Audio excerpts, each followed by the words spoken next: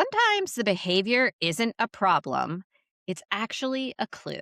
Welcome to The Dog Who Asked for More, the podcast for dog parents navigating real life behavior struggles, reactivity, anxiety, and all of the hard parts no one prepares you for. Each week, you'll get training, enrichment, and nutrition strategies through honest, grounded conversations that help you understand your dog, support their needs, and build the bond you've always dreamed of. I'm Em, a dog mom, retired vet tech, turned dog trainer, and canine nutritionist who works with overwhelmed dog parents that love their dogs deeply but feel stuck, burned out, or unsure what their dog actually needs. Some dogs don't need fixing. They need someone who's willing to stay when things get hard. In this conversation, you'll discover 3 things that tend to show up together when dogs like Riley seem like they need more than most. Things like what might actually be going on beneath the behavior, why good intentions and common advice still fall short in real life, and what can change when someone chooses understanding instead of walking away. Caitlin, when Riley first came into your care, what were some of the ways she was struggling that maybe didn't make sense to you at first? I had never really dealt with major resource guarding. I had dabbled with it a little bit. So that was something new. I had also never really dealt with separation anxiety. The way her trauma manifested looked like aggression or reactivity. That was like the trifecta of fun problems that Riley presented with. Explain some of the parts of her behavior or her emotional state that might have been easy for others to misinterpret as too much or too complicated. She had a lot of those. I would say the first couple days I had her, she barked incessantly in her crate for like 2 hours. There was no pause. It bark, bark, bark, bark, bark, bark, bark, like no pausing. And I was just like, what have I gotten myself into? I don't know what to do. And keep in mind, this was the day after she had attacked my dog. And I would say her resource guarding, obviously that only showed up when she was around my dog. So I only had the first day to see that. But that was really scary just seeing her act like that. And I had never really experienced anything like that before. Seeing her attack my dog, I feel like anybody else at that moment would have been like, you got to go. Tell me a little bit about that moment. Seeing a dog fight like that, it's traumatic. It stays with you. I had 2 female dogs quite some time back, and we lived the crate and rotate life because one of them was constantly attacking the other one, and it was really, really difficult. But after you see that initial attack, especially when it's one of your dogs, it stays with you and that fear lives inside of you. Is this going to happen again? Tell everybody a little bit about how that felt, how you dealt with it, and how it changed life in your house. I was outside. This was Riley's first day. I am guilty of not always giving dogs the full decompression. I learned the lesson the very hard way because I feel like I've always met the dogs at the shelter. So this was a different story. Sorry, side note, just to add some color here. I'm a volunteer at the shelter.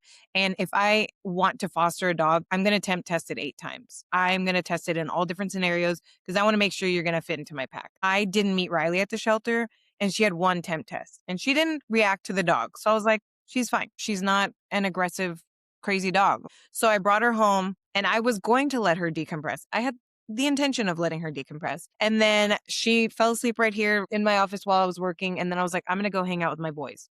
I leave immediate meltdown. So I'm like, okay, well, I'm just going to bring her around. And at that time, I didn't fully understand dog body language. I could tell she was a teensy bit stiff and like, giving a little bit of side eye, but we spent the whole day together. I picked her up at probably 10 a.m. and there was nothing outwardly where I was like, I need to separate this dog. So keep all that in mind.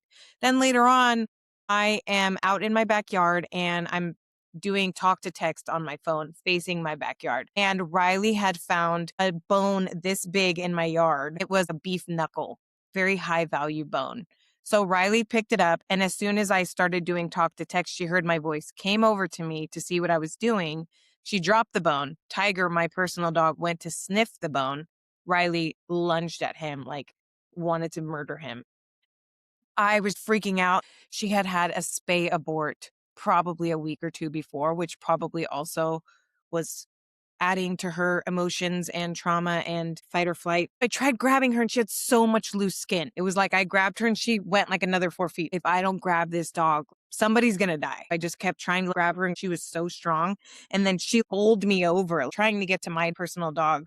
At the time, he was a foster. I foster failed him, obviously, because he's perfect. So she was trying to get to him, kept trying, kept trying. He's huge. He's like 72, 74 pounds. Riley at the time was 60 pounds. They're big ass heads. And I was just like, somebody's going to die if I don't stop this. So she bowled me over trying to get to him. And I was never thinking I need to protect myself. I had zero self-preservation at that moment. It was just, I have to protect them. Riley went after him and he didn't really react. He just kind of was awkward and was like, I don't know what to do. And that made it a lot easier that he wasn't entangled with her. I just picked her up, put her inside. She just needs some time. And I just went back inside. My nervous system was on 10. I had so much guilt because I saved Tiger from the euthanasia list and he was my favorite shelter dog ever. And he had been adopted and abandoned 3 times. And I was just like, how could I let this happen? I didn't set Riley up for success. I didn't set Tiger up for success. I had the worst mom guilt. And I was so frustrated. And then I reached out to the rescue and her immediate response was, do you need to find another foster? And I was just like, I don't know. I don't think so. And she was like, you can send her up here. I have a kennel on the property. And I was like, no, no, we're not. We're not sending this traumatized dog to go live in a kennel for the rest of her life. No. I felt so stuck. I just had no idea what I needed to do because I'd never experienced anything like this. Was it a fluke? Like I said, I learned so much from then to now, but at the time I was just like, I don't know if this is going to happen again. So the next day I took her for a walk with my senior dog, who's much less of a threat. He's a border collie mix, doesn't have a big head. So I took them for a walk together and she had no interest in him. And I was like, cool. So I had a baby gate up and I think later on that day, I don't know if I tried to go for another walk, but I had Riley on this side of the baby gate and I was holding her across the chest. And I opened the baby gate. My dog walked in. Riley immediately lunged at him. She didn't get to touch him. But in my mind, I was like, I think she's resource guarding me. I wasn't sure, but that's just what I had an inkling of. And I was like, how do I remove myself as a resource? What do I do? Just let them have the house and me just leave? Don't even know where to start. I guess I just have to keep them separate for the foreseeable future. And I was just like, oh my God, this is so stressful. And nobody in my life understood. They were like, you don't know this dog. Why are you bending over backwards, ruining your life, your sanity, your nervous system to cater to this dog? And I was just like, I don't know. I just have to. I got to do it. And it's so crazy because Riley didn't exhibit any negative behaviors when it was just her and I. And it was just such a mind fuck because I was like, you're such a good dog. What are you doing? Why do you act like that? I just really was at a crossroads and I was like, I don't know what to do.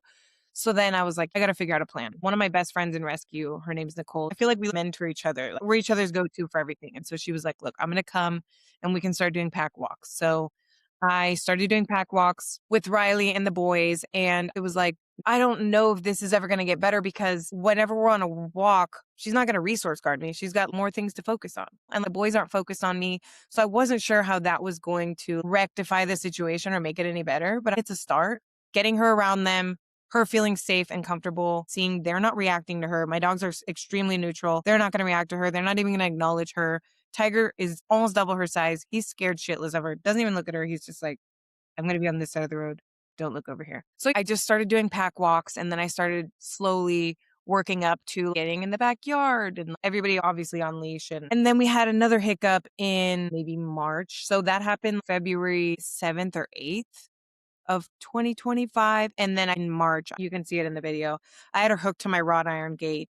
I was trying to record. I wanted to record everything just so I could track progress. A lot of people said that in my viral video, like, oh, you're so busy trying to record. No, I'm trying to track progress. I wanted to see what's going on, what I can do better and what she's doing and when. I was adjusting the camera and I think she resource guarded me again because she was hooked to the fence. And then my dog came to sniff me and see what I was doing and she bit him. She didn't latch on or break skin or anything, but She would have if she could. And so at that point, I was just like, I really don't know what to do, but I just kept trying to train them. I would have her around them with the leash on and just give a lot of positive reinforcement for not reacting. But I still wasn't sure what the underlying factor was, like why she still was acting that way. So I reached out to a trainer and I think they were booked for like a month.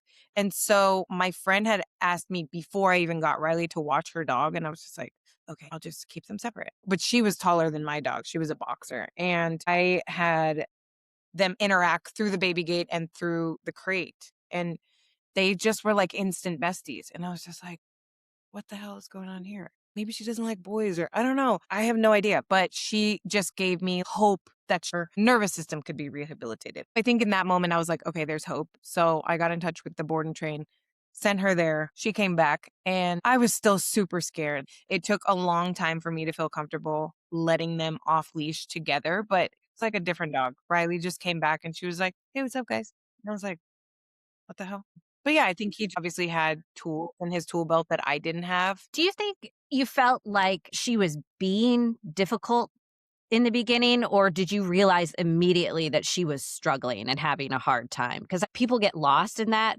People automatically are like, this dog is being bad, this dog is difficult, aggressive, all of those labels that we give dogs. But really, underneath all of it, it's that they are having a hard time. Was there a difference between those two things for you? It's a good question. I feel like it never was a point where I was like, she's a bad dog because I have a couple of years of volunteering at the shelter, but I've never had a behavior foster. So I understand that dogs react out of fear and protection and stuff like that. Like a dog that growls, I understand the dog is struggling. But I think seeing Riley up close and her just not giving a fuck and just attacking my dog, I was just like, dang, she's a little savage.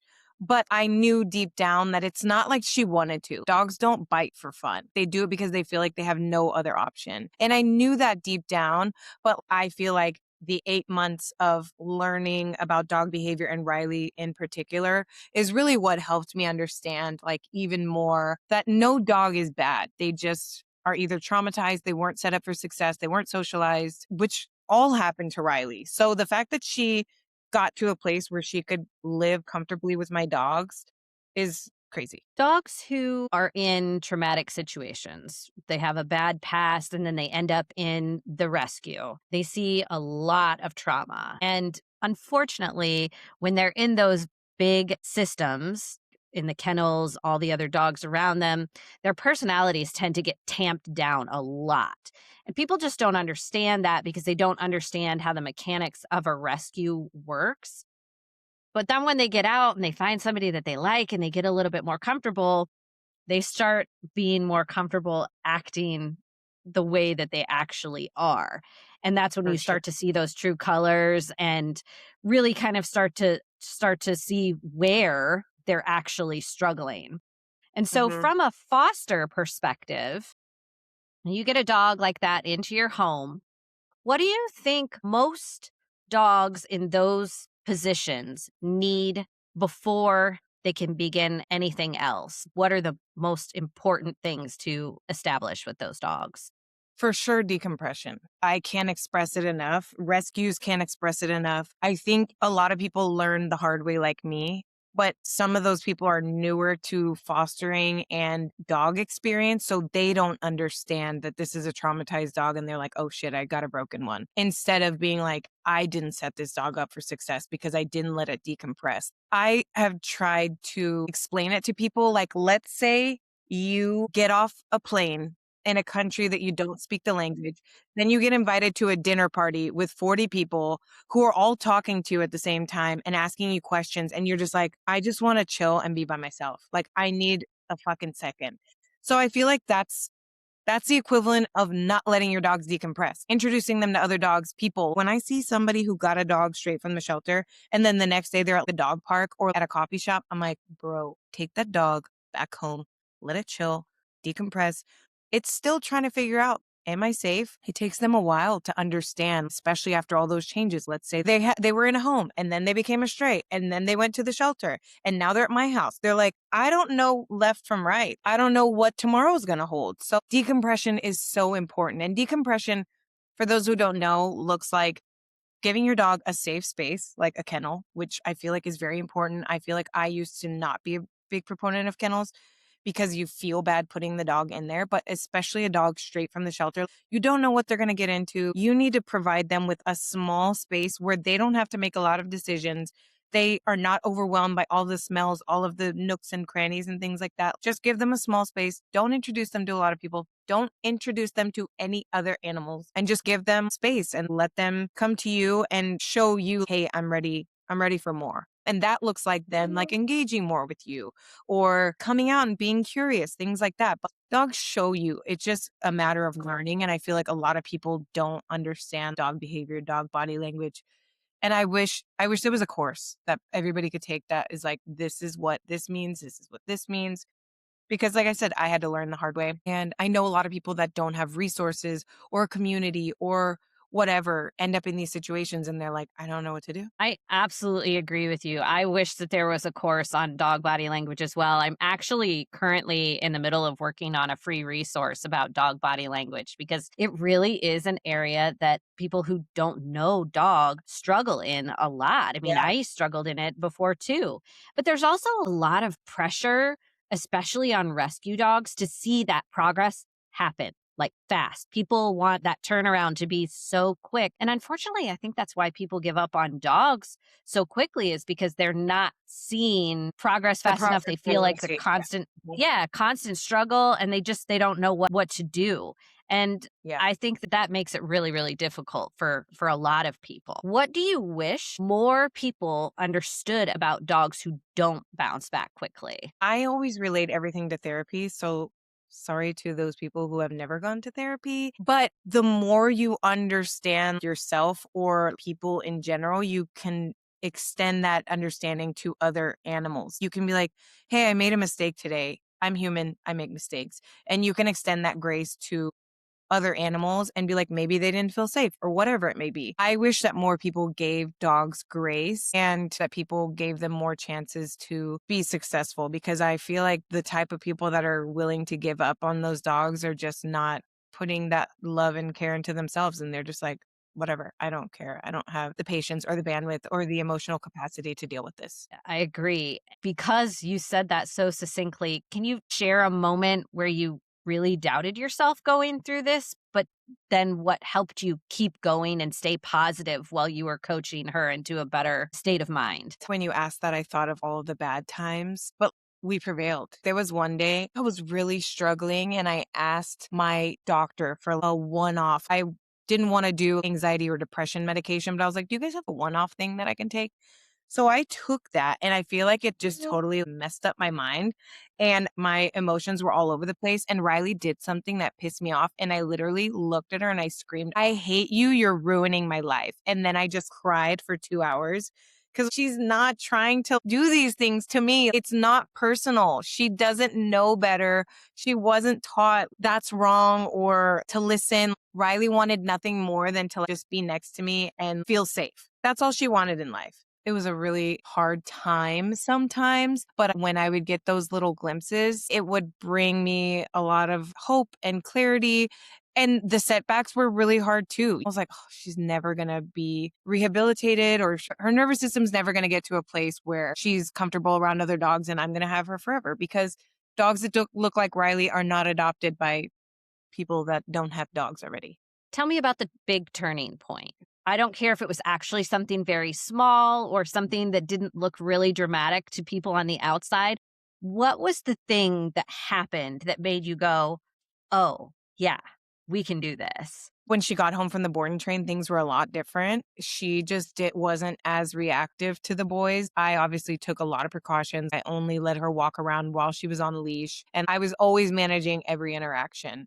And so seeing her just be like, what's the big deal? Why are you watching me? I'm chilling was huge because Riley had attacked him. Tiger was always on edge. And so I felt really guilty because I know she tried to fight you, buddy, and she's still here. So when Tiger finally accepted her was the peak moment of life when they finally started playing. It was the scene out of The Office. I was like, it's happening, it's happening, it's happening. She was really trying to cozy up to Tiger, and Tiger was like, I didn't forget what you did. She would put her butt on him and chew her bones on him, and he was just like, I'm not interested. And then finally she wore him down enough. It was probably a month and a half in, maybe 2 months, and then they finally started cuddling together and playing together, and every single time it happened, I just brought out my camera because I was just like, "We did it. We really did that shit, Riley." It was the most amazing feeling just knowing that a dog like Riley, who had 0 socialization, who was probably just kept as a breeder dog and in a kennel, was able to feel safe, and that me and Tiger both were able to provide her